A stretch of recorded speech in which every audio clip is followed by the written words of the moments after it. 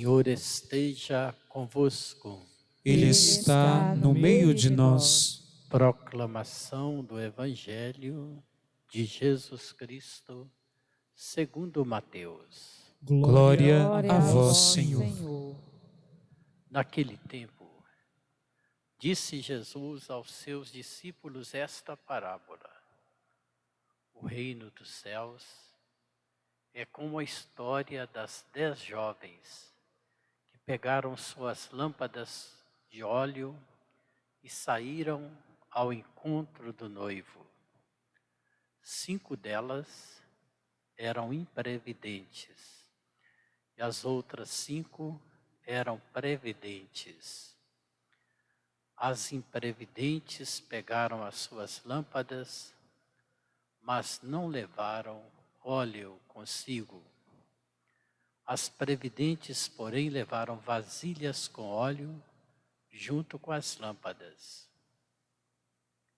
O noivo estava demorando e todas elas acabaram cochilando e dormindo. No meio da noite, ouviu-se um grito: o noivo está chegando, ide ao seu encontro. Então as 10 jovens se levantaram e prepararam as lâmpadas. As imprevidentes disseram às previdentes: dai-nos um pouco de óleo, porque nossas lâmpadas estão se apagando. As previdentes responderam: de modo nenhum, porque o óleo pode ser insuficiente para nós e para vós. É melhor irdes comprar aos vendedores. Enquanto elas foram comprar óleo, o noivo chegou e as que estavam preparadas entraram com ele para a festa de casamento e a porta se fechou. Por fim, chegaram também as outras jovens e disseram: Senhor, Senhor, abre-nos a porta. Ele, porém, respondeu: em verdade eu vos digo, não vos conheço. Portanto, ficai vigiando, pois não sabeis qual será o dia nem a hora. Palavra da salvação.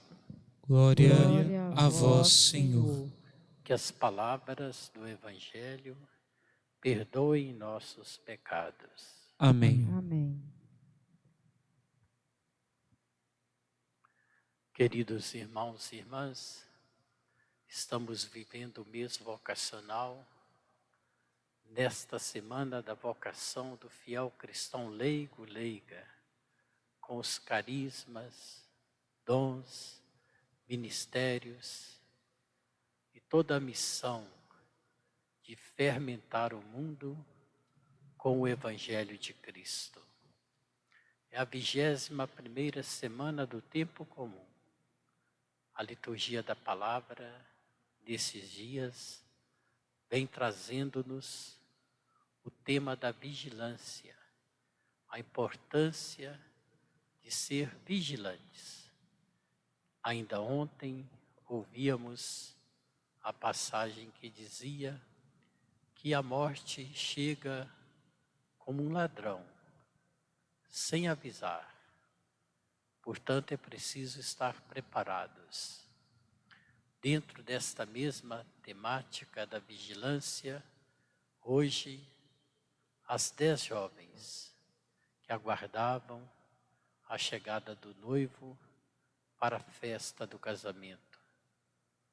O noivo é o Senhor. A festa é o banquete da eternidade.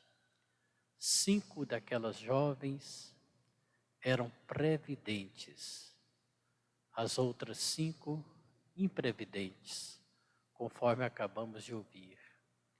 O óleo para as lâmpadas constitui-se exatamente da vivência da nossa fé, no cumprimento da palavra de Deus, no amor à lei do Senhor, procurando traduzir com a postura do nosso dia a dia aquilo que o Senhor espera de nós. As imprevidentes queriam tudo na última hora e não conseguiram nada. Nós não podemos deixar para a última hora o aperfeiçoamento da nossa vida espiritual. Precisamos buscar incessantemente o crescimento na fé para sermos previdentes. E além de alimentar com azeite, com óleo, a lâmpada da nossa fé, pela vivência dos ensinamentos do Senhor, devemos também trazer aquela reserva de que nos é necessária para que nós sejamos assim amparados naqueles momentos derradeiros da nossa vida. Hoje nós celebramos Santo Agostinho. Santo Agostinho, uma vida que foi marcada pelo testemunho da oração de sua mãe, Santa Mônica, cuja liturgia celebramos ontem, para comprovar o valor da intercessão.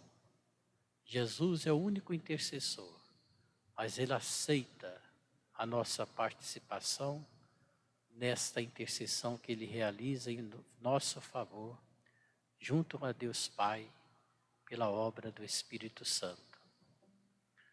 Santa Mônica, quando Agostinho nasceu, ela não quis imediatamente batizá-lo. Ela o inscreveu no catecumenato, mas ficou com receio de seu filho pecar e passar pelas duras penitências a que eram impostas os fiéis naquela época.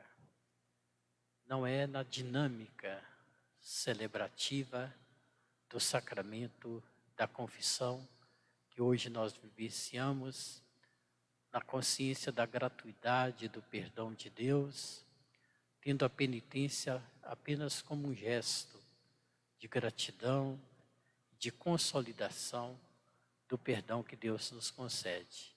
À época, as penitências não somente eram severas, mas a preparação era muito exigente. Foi com esse pretexto que Santa Mônica, embora inscrevesse o seu filho no catecumenato, adiou o seu batismo.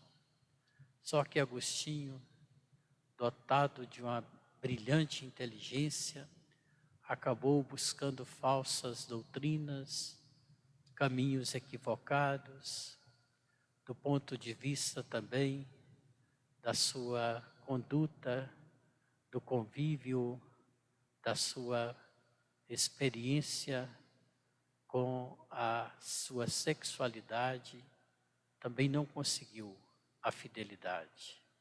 Teve até um filho fora do casamento, Adeodato, com a mãe de quem ele não pôde se casar por impedimentos do contexto da época. Mas Agostinho, ele foi acompanhado por 32 anos pelas orações e lágrimas da sua mãe. Tanto é que no livro das Confissões, ele dá o testemunho que sua mãe o gerou biologicamente e o gerou também na fé. Não podia perder um filho de tantas lágrimas, disse Santo Ambrósio. Santo Agostinho, tendo percorrido um caminho tão distante, buscando retomar o caminho da verdade, evitou muitos esforços, mas faltava-lhe aquela abertura interior para que a graça da conversão se realizasse na sua vida. Ele foi batizado aos 36 anos de idade. Uma conversão tão profunda que o levou a tornar-se, depois do apóstolo Paulo, o que mais ofereceu influência do pensamento cristão de todas as épocas. Foi o que mais não só ofereceu muitos escritos, reflexões, a teologia, mais até do que Santo Tomás de Aquino, que foi seu discípulo e que tem a Suma Teológica, dentre outras contribuições. Santo Agostinho, ele ofereceu uma profundidade de ensinamento, uma profusão de escritos tão amplos que nós entendemos que depois de Jesus é o apóstolo Paulo. Depois do apóstolo Paulo é Agostinho, que mais evangelizou e influenciou o pensamento cristão. Na sua conversão, ele dá o testemunho. Ó beleza, tão antiga e sempre nova, tão tarde te conheci, tão tarde te amei. Os seus escritos são múltiplos. E ele ainda disse que Deus é mais íntimo a nós do que o nosso próprio íntimo. No Evangelho, quando Jesus diz para os seus apóstolos: vós me deixareis sozinho, mas eu não estarei só, porque o meu Pai está comigo. É esta intimidade de Deus no interior da nossa própria vida, experimentada na comunhão entre o Pai e o Filho, pela luz do Espírito Santo. Mais íntimo do que a nós mesmos é o próprio nosso Deus e Senhor. E assim, trilhando os caminhos de Agostinho, nós vamos aprendendo com ele tantos ensinamentos para nortearem a nossa prática da nossa fé. Ele ainda traduziu em tantos ensinamentos a construção da unidade na vida da igreja, quando ele disse: nas coisas essenciais, a unidade; nas coisas não essenciais, a liberdade; em todas as coisas, a caridade.